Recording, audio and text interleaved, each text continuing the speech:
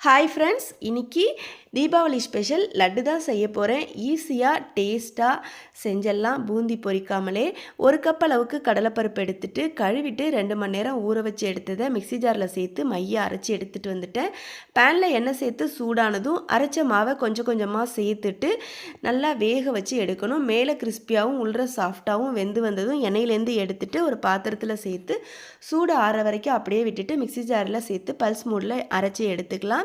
இதுக்கு இனிப்புக்கு 1.5 கப் அளவுக்கு ஜீனி, 1 பிஞ்ச் உப்பு, 3 ஏலக்காய் தட்டி சேர்த்துக்கல, கொஞ்சமாக மஞ்சத்தூள் சேர்த்து 1.25 கப் அளவுக்கு தண்ணி சேர்த்துட்டு ஒரு கம்பிப்பதம் வர அளவுக்கு பாகு காய்ச்சி எடுத்துக்கலாம். ஒரு கம்பிப்பதம் வந்ததும் நம்ம அரைச்சதை அது கூட சேர்த்து நல்லா கலந்து விட்டு அப்சர்வ் ஆகி கெட்டியாக வந்த பிறகு இதை ஒரு பாத்திரத்தில் மாற்றிட்டு கூடவே 2.5 டேபிள் ஸ்பூன் நெய்யில் முந்திரியும் திராட்சையும் வறுத்து சேர்த்து கைப்பொறுக்கிற சூடு வந்ததும் லட்டு பிடிச்சிக்க வேண்டியதான்.